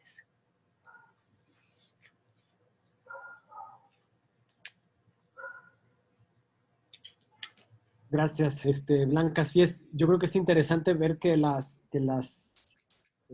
reacciones que se tienen individualmente, que a veces se hacen en equipo, un poco comentábamos nosotros al principio cómo de alguna manera haber trabajado en grupo o en Rivendell nos ha permitido como tener una experiencia de este proceso distinta porque estamos cercanos, por decirlo de alguna manera, afectivamente, incluso hemos intensificado nuestras relaciones afectivas y que eso ha generado cosas que no teníamos antes. Efectivamente, plantearlo desde esta idea romantizada de la pandemia como una oportunidad puede ser, como bien lo dice Manuel, y creo que es importante tenerlo muy presente, puede ser muy peligroso. Senia aumenta esta idea de tener cuidado con pensar que nos podemos reinventar y reinventar y reinventar, y que esta idea es muy útil para no ver lo problemático que implica el país en el que estamos, las condiciones en las que estamos, la desigualdad en la que enfrentamos, la simulación en la que nos metemos. En fin, sí es posible hacer de las anécdotas una especie a veces como de olvido de la gran problemática y de lo terrible que es la pandemia, como creo que Manuel lo expresó y no necesitamos decirlo otra vez, lo dijo muy, muy claro y creo que es muy importante tenerlo presente. Y en efecto, llama la atención cómo con todo esto, de todas maneras, esta necesidad de presencias, este reconocimiento de una educación desde hace mucho tiempo vacía de presencias, o extrañar simplemente la cafetería fría o el pasillo frío o lo frío de Coajimalpa. Olvidémonos de cualquier espacio, simplemente el frío de Coajimalpa. Habla de algo que no veíamos y que efectivamente nos está haciendo falta. Nos está haciendo falta, y no quiere decir que sea una gran oportunidad para recuperarlo, pero sí para pensar aquello que, cómo lo abandonamos, por qué lo abandonamos, desde hace cuántas décadas dejamos de considerarlo, qué le pasó a ciertos procesos educativos en donde no se están dando estas relaciones que estás mencionando que pueden establecerse en estos momentos en algunos CONALEPs, por ejemplo, como lo menciona Blanca, o cómo hemos olvidado algunas preguntas básicas de la educación porque estamos hablando nosotros en nuestros salones y ni siquiera nos damos cuenta que hablamos solos hasta que nos vimos en la pantalla, como nos plantea Manuel. Y creo que esas son un poco algunas de las coordenadas que andamos queriendo tratar de encontrar. Creo que es interesante no tener, tener estas como figuras que nos orienten un poco, estos personajes, la pantalla, la simulación, la dignidad, como palabras que de pronto nos ayuden a ver si hay cosas que podemos hacer o seguir haciendo juntos. Creo que hay más comentarios, me parece interesante leerlos, porque creo que también hemos perdido espacios grupales en donde los comentarios, todos hemos comentado muchísimas cosas de la pandemia y de las clases y de los problemas, lo hacemos en nuestros chats privados, lo hacemos a veces por teléfono, lo platicamos, pero no tenemos ningún espacio en donde platicamos mucho juntos y de manera tan abierta. Entonces, vamos a leer las cosas que han puesto en Facebook. Creo que es importante como escuchar lo que están diciendo estudiantes o trabajadores de la universidad para ver un poco las dudas, las preguntas, las incomodidades que otras personas también han tenido ante esta situación. Igual, Samara, si quieres echarle tu Sí, sí, me la dice Julio César. La UNAM, desde el SUAYED, tiene a nivel licenciatura un sistema probado de enseñanza en línea, en donde es muy poca la cátedra que se da desde docente, pero es mucho lo que se gana en autogestión por parte del alumno. También comentó la profesora Heredia esta autogestión entre pares y este aprendizaje entre pares, llenando esos huecos que dejan el modelo presencial con un sinnúmero de actividades que son herramientas valiosas del profesional porque sabe entonces cómo buscar el conocimiento. El siguiente comentario es de Inocua La Santa. Dice, parafraseando a otro de sus colegas, Juan de Dios Hernández, que dice que las universidades públicas están secuestradas por una cátedra de burócratas auspiciándose de la autonomía. Están haciendo de las universidades su negocio. No les interesa la educación. Eso lo vemos con la forma en cómo están contratando a los profesores, ya que la intención es tener facilitadores mal pagados y haciéndose cargo de una buena carga académica. ¿Cómo superar a esos burócratas? Elsa dice, las clases en Zoom entonces serían resanar el vacío que nos deja no poder asistir a la vida socioafectiva en la universidad. Y la siguiente es un poco larga, entonces les advierto. Dice, a pesar de las sospechas bien fundadas que tenemos sobre los soportes, las plataformas o los procesos digitales o en línea, por ejemplo, el provecho privado, el derecho privado, me imagino que quiso decir, que se puede obtener del análisis de los datos generados por los portales de noticias. Estas circunstancias no deberían plantearnos, sobre todo a los humanistas, la necesidad de conocer y emplear estas plataformas, soportes y procesos para poder leerlos. Es decir, si el ejercicio humanista es notablemente un ejercicio crítico del cuerpo textual de la cultura humana, ¿por qué negarse a reconocer el hecho de que está incrementando el cuerpo de textos digitales que analizar, criticar entre paréntesis, y que serán, y ya lo están siendo, analizados a pesar de nuestras quejas, solo que no por nosotros, los humanistas? ¿Son deseables los programas, centros o cursos digitales humanistas? Y esa sería la última pregunta, la última intervención. Podemos volver a echar los dados y empezar en otro orden. No sé si, igual Senia, no sé si quieres decir algo. Primero ahora tú. ¿Puedo hacer algo? Yo quiero hacer la ola por Celia y por Blanca. Porque, a ver, y por Elsa, ¿no? Y por todos los que han participado. Es una cosa, es como un juego de palabras para pensar, ¿no? Y, perdón, Senia, por adelantarme tantito. Dice Elsa, ¿no? No creo que se pueda minimizar el costo de lo no presencial. Si de por sí la academia nos envuelve en un sistema individualizador, minimizar el costo de lo presencial es aceptar las ventanas individuales del Zoom. Lo rico de lo presencial es la discusión en las aulas, las miradas y los silencios. Mi pregunta franca, la pregunta que me hago a mí, en primer lugar, no a nadie, ¿quién soy yo para preguntar más que compartir mi angustia y mi reflexión? En lo presencial previo a la pandemia, había relaciones socioemocionales, había espacios de trabajo colectivo en los que estábamos pensando, en que estábamos organizándonos para defender al país de una voracidad ratera que nos destrozó el sistema público de salud y el sistema educativo. Estamos romantizando la pandemia, pero estamos además fingiendo que la edad de oro era la prepandémica. Entonces, Elsa, y además, porque Senia nos ha hablado mucho de algo que es verdaderamente crucial, que es el tipo de capitalismo neoliberal, no como adjetivo lo neoliberal, sino como un proyecto político. Desde mi punto de vista, yo le diría a Elsa, tienes razón Elsa, pero ¿qué nos trajo al Zoom individualizador actual pandémico? Desde mi punto de vista, el individualismo pandémico como eje en el sentido de la vida, cuando lo presencial era posible para la organización política. Es decir, antes de la pandemia, antes de estar en esta es una situación límite. Es una situación límite inimaginable, pero es la sacralización del proyecto del que venimos. A ver, yo, Manuel, ya no quiero venir a la universidad porque, ¿sabes qué? Los estudiantes me quitan mucho tiempo. Yo quiero quedarme en la casa a escribir, ¿no? Los estudiantes me estorban, ¿no?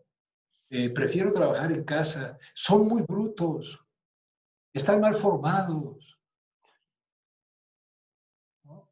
Ahí estamos, los vanidosos del SNI, ¿verdad? Felices, diciendo lo que necesito es tiempo. Órale, güey, ahí te da todo el tiempo que querías. Ahí está, se logró.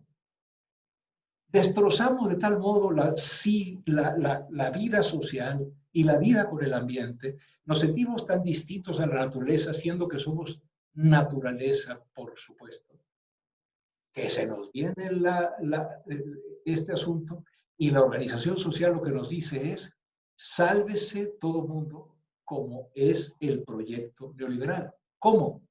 Solo. Y cada quien según sus méritos, es decir, tú mereces este cuarto, Manuel, y otras personas merecen estar hacinadas en Ecatepec. Entonces, la situación actual es la situación límite de lo que ya vivíamos y nos muestra, por eso la pantalla es espejo y la mirada de Esenia, de Blanca, de Samara, de Juan, de Rafa, de Violeta, de Mario, de todos, la mirada en la que yo me veo es la mirada del que dice, este era el futuro que prometía el proyecto político previo. Cada quien encerrado, produciendo. ¿Cómo se llama? Home working, ¿no? Así como empezamos a decir papers a los artículos, ahora decimos home working.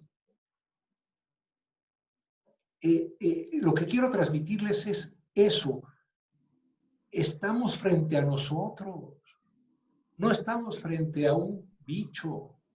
El bicho, Elsa, nos había inoculado antes.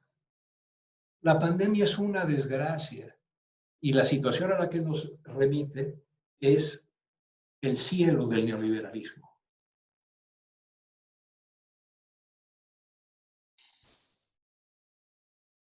Perdón, Senia. Está bien que le des la palabra tú. Yo quiero mantener silencio como en las clases después de lo que dijiste. Solo que, en efecto, los vacíos en este aparente espacio de comunicación en donde hay mucho de encierro individual, pues sí, los vacíos no se soportan fácil, ¿no? Y sí, deberíamos de aguantarlos un poquito más. Enia, no sé si quieras comentar algo. Pues... Seguir en esta línea, creo que... Bueno. Nada más un par de cosas. Estoy de acuerdo con que es nuestro espejo, estoy de acuerdo. De hecho, nosotros acabamos de salir de una huelga en la UAM donde varios de nosotros estuvimos planteando que por ejemplo, el que los académicos estuvieran tan alejados de los trabajadores que no son académicos era una ficción, que había una idea ficcional del académico donde no se veía como alguien que estaba con una productivitis atado casi a una idea de maquila de artículos, sintiéndose muy privilegiado a partir de unos estímulos que, sin embargo, negaban cosas esenciales como la jubilación y como otro tipo de asuntos que nos hubieran podido unir con el resto de trabajadores que pelean por cosas muy parecidas, ¿no? O sea, creo que toda la estructura de la academia efectivamente está sostenida con 4 palitos y es una estructura que para mucha gente se está develando ahora porque tienen niños pequeños, porque no pueden publicar como querían, porque siguen teniendo que dar clases y eso les está generando una angustia extrema. Mi única respuesta en este sentido es que ojalá y esa angustia no vaya en lo individual por salvar de alguna manera lo que uno pueda salvar personalmente, sino que pueda servir para poner en jaque todo este sistema que no hace bien a nadie, ni siquiera a eso que se llama la sociedad del conocimiento, que yo a estas alturas todavía no acabo de entender muy bien qué es y si existe. Y bueno, la otra cuestión que me parece importante señalar es que creo también, y por ahí entiendo la pregunta de Elsa, que efectivamente formalmente es así, todo conspiraba así, pero había, y me parece importante también rescatarlo, había espacios de informalidad en la universidad y creo que eso es lo que extrañamos muchos. Lo que no cabía dentro de esas lógicas, porque no todo se deja capturar dentro de esa lógica afortunadamente. El problema es que los que no se deja capturar no se organiza y muchas veces no se concientiza, no se de alguna manera potencializa como para que trastoque la lógica dominante. Pero la universidad circula en otro tipo de lógicas en lo cotidiano. muchas. Entonces, en ese sentido, al vernos todos recluidos en el formato Zoom, esas todas lógicas de lo cotidiano que nos permitían, por así decirlo, salvar a lo mejor ciertos aspectos de la convivencia y del encuentro con otros que nos merecen la pena y que nos enriquecen, se han visto todavía más fragilizados o vulnerados, ¿no? Eso creo que es lo que extrañamos mucho. Y no, Elsa, tu otra pregunta, que es la que yo quería contestar, además de la de Eder, muy rápidamente. ¿Las clases en Zoom resanan el vacío que nos deja no poder asistir a la vida socioafectiva en la universidad? Pues según yo, no, porque en realidad nadie ha pensado que fueran para eso. Se ha pensado, incluso hemos controlado súper bien el tiempo para que dé tiempo a decir la currícula, para que dé tiempo a llegar. Entonces, pues, lo socioafectivo, además, yo no sé cómo te va a ti, a mí me va muy raro porque me desconecto con una sensación rarísima, me quedo así como... y luego volteo y estoy en mi casa, o sea, es muy raro todo y lo socioafectivo pues no circula como debería, ¿no? Entonces no creo que sirvan para eso y ese es el problema, ¿no?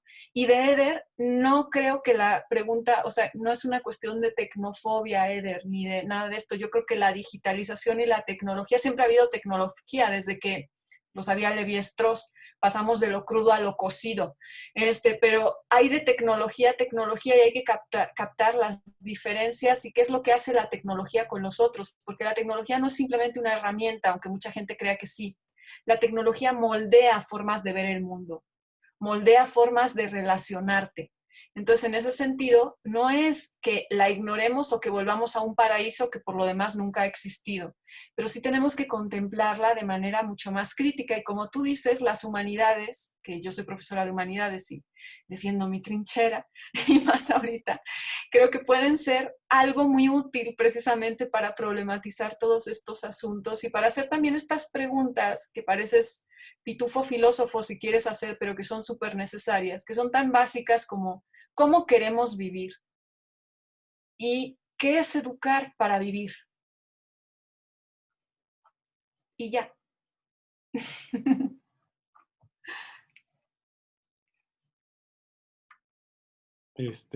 Sí, en efecto, creo que obviamente a nosotros que hemos estado platicando mucho como grupo, muchas cosas, pues lo que están diciendo nos resuena y nos resuena y nos resuena, porque por un lado se siente bien escuchar eh, posturas que no tienen ningún recato en decirse contundentemente, como las están diciendo, digamos, una serie de ideas que hacen, que se interrogan por la universidad y no desde la pandemia, sino desde antes, y que creo que es muy importante poderlo hacer, que se preguntan por no simular que estamos entendiendo algo, que estamos resolviendo algo, que estamos criticando, sino realmente como ponernos a pensar qué estábamos haciendo, qué podemos hacer, qué quiere decir hacer las cosas de otro modo y podernos preguntar estas preguntas tan elementales que de pronto, justo por elementales, creemos que ya tenemos la respuesta o que no se deben de hacer, ¿no? Y en efecto creo que muchos de nosotros estamos un poco ante las preguntas que Manuel se hace, no las que queremos que nos respondan ustedes, sino las que nos angustian. Entonces de pronto es un alivio ver que las preguntas son compartidas. No sé si que todos tengamos las mismas angustias genera alivio o no, pero por lo menos nos plantea como un estado de alerta compartido y no creo que eso sea una comunidad, pero por lo menos es distinto al pleno aislamiento y a la sensación de estar satisfechos con uno mismo por mi clase que di en Zoom, ¿no? Que creo que ahí es donde no estamos de acuerdo en quedarnos con esa satisfacción de todo sigue, lo he logrado, ya tengo resuelto mi classroom, ya sé cómo voy a dar mi clase, qué bien que aprendieron mis alumnos, y sin darme cuenta de en dónde estoy participando de mi propia satisfacción, sin darme cuenta de lo que está realmente como problemático. Entonces creo que está muy bien que nos dejen muchas de estas preguntas y estos comentarios. Nuestra idea es seguir generando espacios de discusión con otros temas que no solo son los de la universidad, pero que creemos que le deben de importar a la universidad de manera muy, muy fuerte. Lo que pasa con el trabajo, lo que pasa con los espacios domésticos, lo que pasa con los espacios urbanos, lo que pasa con otros grupos y sectores de la sociedad. Desde esta urgencia que planteaba Blanca de atender problemas cruciales que a veces no vemos en la universidad, ya sea por estar en nuestra productividad o en nuestros papers o buscando aprovechar el tiempo para poder participar de esta cultura del rendimiento, ¿no? Entonces creo que nos dejan ahí muy, muy buenas preguntas. Creo que sería muy interesante. Sí, me gustaría hacer un comentario, si todavía hay tiempo, Alejandro. Yo iba a decir que iba a dejar como a que cerraran con otra vez una participación de cada quien en función de lo que quieran añadir.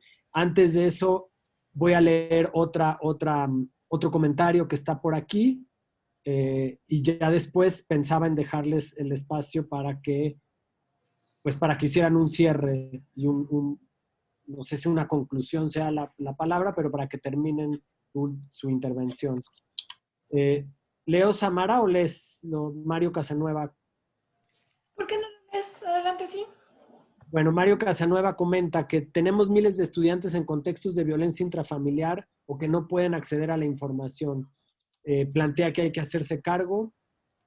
Ello requiere reinventarse, hay que hacerse cargo y eso no es voluntarismo, es responsabilidad. Digamos, un comentario que tiene que ver con la diferencia entre la flexibilidad, reinventarse, hacerse cargo, responsabilidad, que bueno, que creo que de alguna manera estarán de acuerdo con él en que hay que hacerse cargo de un chorro de cosas y que no estaba él hablando de reinventarse en un sentido de flexibilidad.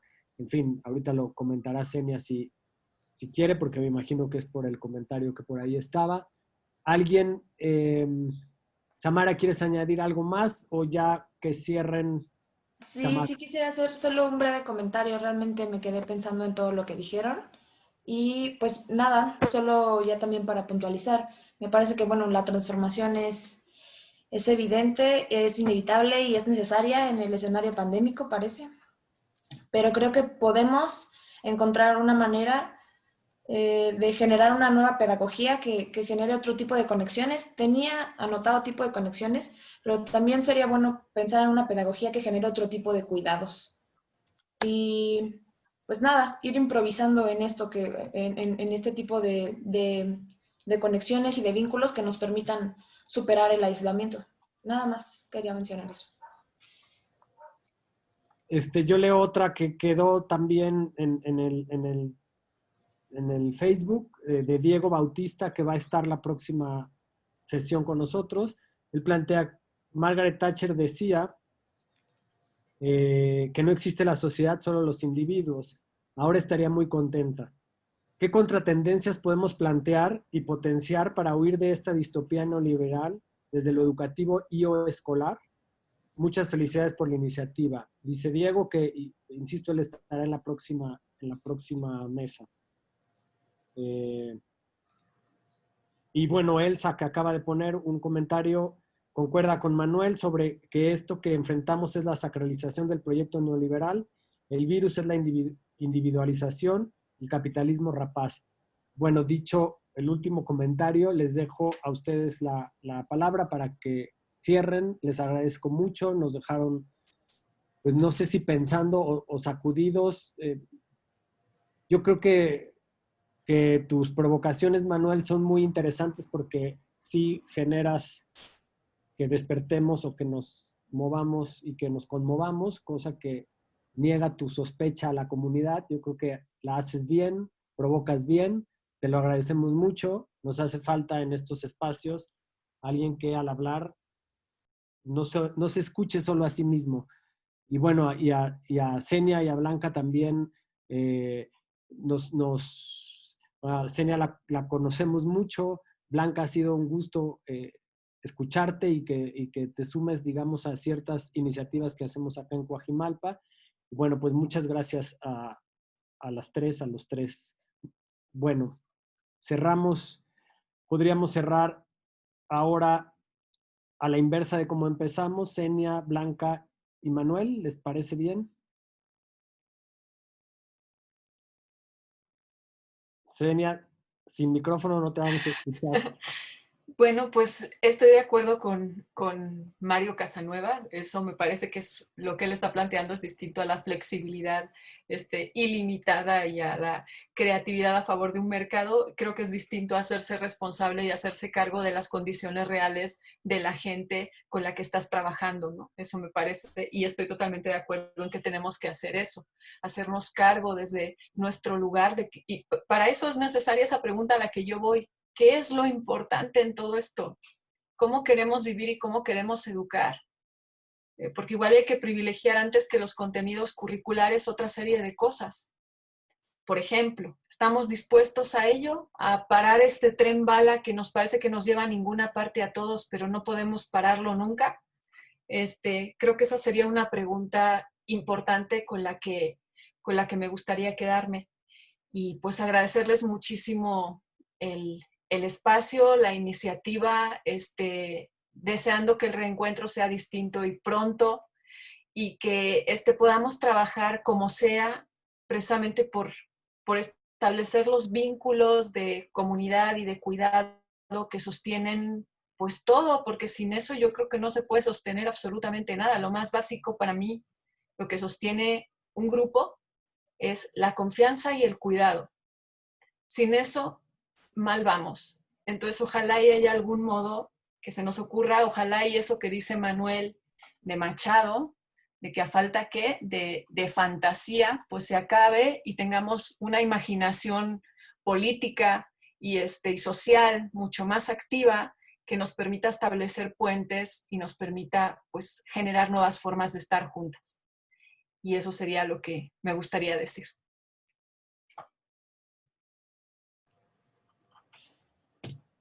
Muy bien, ha sido muy interesante esta conversación.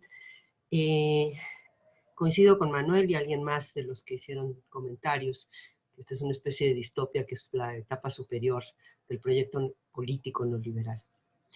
Dicho lo anterior, como sí soy una optimista de fondo, quiero imaginarme que después de la plaga vienen los 20 y los 30, al menos en la parte de la filosofía. ¿Sí? Si no lo han leído, se los recomiendo muchísimo, un libro que salió recientemente que se llama Tiempo de Magos, sobre pues, la reconstrucción de la filosofía, justamente en el periodo de entreguerras en Europa, ¿no? El quiebre del primer orden liberal, la primera globalización, cuyos niveles de hecho todavía ni siquiera alcanzamos en términos de la internacionalización del sistema financiero, y en donde pues básicamente se reinventa la verdad y cómo acceder a ella. Y lo conecto con dos cosas que me parecen muy importantes, y es cómo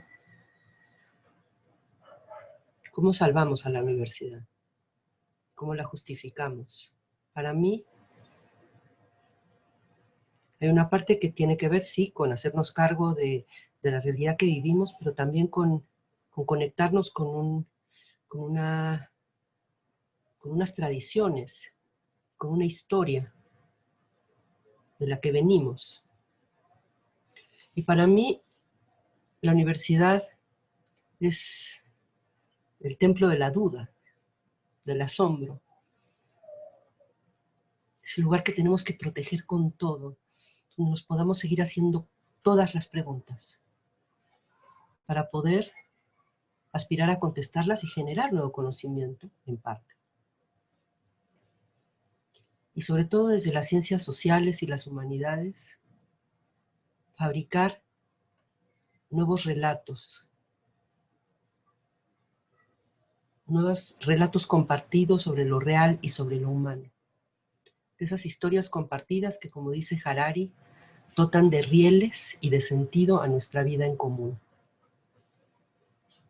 Creo que más que nunca hoy importa hacernos cargo que a las universidades y en particular a las áreas en las que estamos todos los aquí presentes, nos toca reinventar el relato que nos da sentido y que le da, insisto, rieles a la posibilidad de imaginarnos como una comunidad posible en muchos niveles. En la comunidad de la clase de yo con mis estudiantes, la comunidad de mi universidad, de mi país, de mi región, del mundo. Y termino con una pregunta o un comentario que hacía alguno de los que están presentes en esta charla sobre las humanidades digitales. Sí estoy muy preocupada con respecto a cómo una de las pocas áreas masivas de la interacción humana que no había podido ser datificada, convertida en bits, eran las aulas. Y ahora, con la pandemia, la datificación, ya oigo las máquinas esas, están datificando todo. Y no podemos dejar que solamente las máquinas y estas empresas lo hagan. Sí creo que tenemos que hacer humanidades digitales y no nada más imaginado como humanidades en línea. No podemos perder el control de esa información. Y finalmente, ahora sí, alguien preguntaba o comentaba frente a esta distopia, ¿hay alguna respuesta que, no sé, le pongo en mis términos, que nos haga atisbar alguna posibilidad, alguna oportunidad? Yo veo algunas. Hay una que me llama especialmente la atención. No es en México, es en los Estados Unidos. Y es el despertar político de los jóvenes. Es muy impresionante. Muy impresionante. Mucho activado por Black Lives Matter. Ya estaba con los temas medioambientales. Pero si hay un crecimiento, todos los datos lo indican así. El nivel de politización de los jóvenes, que es muy impresionante y a mí parecer tremendamente esperanzador. Porque el mejor antídoto contra esa distopia de pantallas individuales es tomando juntos los espacios públicos. Volviéndonos a encontrar como parte de los que definimos, además, qué es eso del espacio público.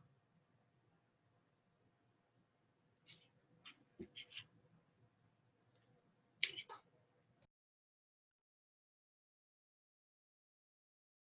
Yo dejo la palabra directo casi, Manuel.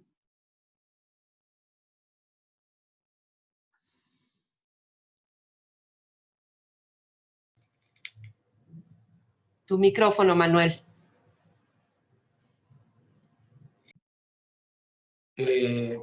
Perdona, gracias, Blanca.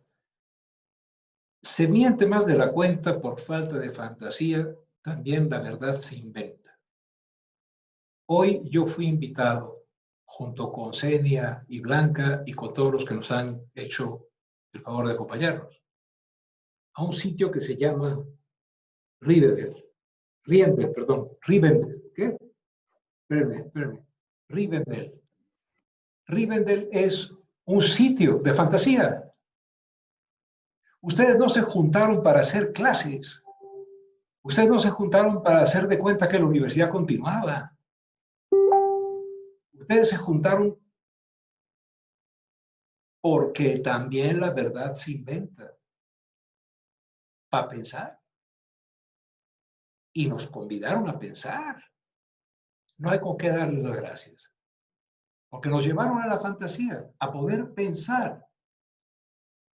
Obviamente, no, quizás no se pueda que todo el mundo lea Padura. Sí, es cierto. Estoy como... Pero debíamos haber hecho algo diferente. Ese es el asunto. Entonces, muchísimas gracias por estar invitado en Rivendell. Yo creo, Blanca, que eres una optimista, pero yo he encontrado una forma de concebirme pesimista, pero redefiniendo el pesimismo como modestia en las expectativas. ¿Sí? A mí me parece que hay que tratar de hacer, a diferencia de cómo nos enseñaron, cuando, bueno, a mí no, ustedes no, porque son muy jovencitas, pero en mi caso nos dijeron que el optimismo era pensar en el reino de Dios en la tierra o en la... Es decir, hay que tener modestia en las expectativas y hay que ir sobre todo, creo, construyendo sujetos más colegiados. Otra cosita que quería decir es que yo creo que Mario acierta cuando dice que tenemos miles de estudiantes en contextos de violencia intrafamiliar que no pueden acceder a la información y hay que hacernos cargo. Eso requiere reinventarse y eso no es voluntarismo, es responsabilidad. Lo que yo le diría a Mario, con toda franqueza, es que esos estudiantes en contexto de violencia familiar y esos que no podían acceder a la información son prepandémicos. La pandemia los puede poner en circunstancias más jodidas. Pero lo que yo he tratado de decir es que por soportar a miles y miles de mujeres asesinadas, por soportar 72 chiquitos que se quemaron en el ABC, por aguantar y aguantar como si no fueran asuntos nuestros. Eso nos condujo, Mario. Y por eso hay que hacernos cargo, como dices, hoy, en la situación pandémica. Pero, digamos, pero recordando que lo que estamos viendo es, si se quiere, agudizadas por la circunstancia, los problemas que antes de la pandemia no nos concitaban tanta claridad. Ese es el asunto, Mario. No es una bronca de menospreciar lo que está sucediendo. Lo que yo digo es que lo que está sucediendo es la continuidad de la injusticia, pero por otros medios. Así como dicen que la política es la guerra, pero por otros medios o alguna cosa así, ¿no? Entonces, desde antes, en México el 6% de la gente es analfabeta, ¿no? De las personas. Pero si tuviste la desgracia de que tus padres enseñaron una lengua indígena, es el 15%. Y si no tuviste esa desgracia, es del 2%. Es decir, el acceso a la información no es solo, ni principalmente, la ausencia de acceso a las tecnologías estas, a la conectividad. Es que nosotros teníamos roto al mundo y al país con un diferencial brutal de acceso al conocimiento, a las novelas, a la poesía, a la vida digna. Eso estaba roto, ¿no? Y sé que Mario lo sabe perfectamente, no estoy, porque dice, lo que quiero decir es que lo que va a venir de bueno en la pandemia y después, etcétera, pues va a ser lo que decida hacerse de manera organizada y con compromiso político. Yo una cosa de las que más lamento de la pandemia es, y déjenme decírselos tal cual, la pinche ocurrencia a unos días del movimiento más importante que he visto en mi país, que es el movimiento de las mujeres. Esa convergencia de los pañuelos verdes y morados con las jacarandas antes de la pandemia, ¿no? se tuvo que detener. Yo creo que por el lado de las mujeres, de los jóvenes, de los estudiantes, ¿no? Pero no de los estudiantes porque van a la universidad, sino porque pueden, como decía Blanca, aprender a jugar. Entonces, yo creo que con el optimismo de Blanca, con el pesimismo de la modestia de las expectativas, con la esperanza de aprender más que de la pandemia, de los tamaños en términos de corazón que tuvieron las mujeres para decir no más. Las estábamos matando como sistema antes de la pandemia. Ciudad Juárez ocurrió muchos años antes que el COVID, ¿no? Y el robo brutal de futuro y de esperanza que hicieron estos que ahora ponen casas de campaña vacías. Así de vacío está su corazón. Muchas gracias. Pues, muchas gracias a las tres, a los tres. La verdad que ha sido muy, muy importante escucharles. Nos quedaremos pensando mucho lo que oímos, viendo qué hacemos con esto, cómo nos hacemos cargo. Creo que es un momento de hacernos cargo, aunque el encargo nos desborde, nos rebase y nos exceda, pero la verdad que ha sido muy, muy importante escucharlos. Nos da mucho gusto que hayan pues participado con la pasión, la manera, las ideas, la autenticidad, la claridad, la honestidad con la que lo hicieron. Esas cosas no pasan muy seguido en la universidad. Es raro que pasen en estas pantallas. Es un gusto poderlos escuchar así. La verdad que hace mucho no oía, pues sí, palabras directas, francas, sencillas, contundentes para pensar la universidad. Les agradecemos muchísimo, muchísimo a la gente que estuvo escuchándonos. La próxima sesión me parece que es en 2 semanas, si tengo mi agenda cerebral bien, que está un poco, no está tan ordenada. Es una Ale, sesión. ¿Sí? Ale, perdón, ya que estabas en los agradecimientos, también hace ratito olvidé mencionarlo, pero quisiera así sacarlo a tema. Esto fue un trabajo en equipo, pero también con compañeros de otras licenciaturas. Quisiera agradecerle a nuestro compañero Eduardo Tapia, saludos Lalo, por ayudarnos con pues básicamente todo lo que fue los flyers, la infografía, el video presentación. La verdad le quedaron muy chidos y pues nada más quería hacer el pequeño comentario. Lalo nos hizo el cartel de la siguiente presentación, yo que estaba anunciando la siguiente presentación. Lo verán pronto en Rivendell, la vamos a subir. Es sobre espacios domésticos, espacios urbanos. Es también muy interesante la discusión que se va a hacer ahí. Esperemos que también sea así, fresca, directa. Vi que Diego nos estuvo escuchando. Yo creo que Selene también nos ha de haber estado escuchando y si no, lo escuchará después. Porque por ahí vi que le interesaba. Entonces creo que eso nos va a ayudar a que tengan pues un poco el antecedente de esta conversación tan rica. Aquí está el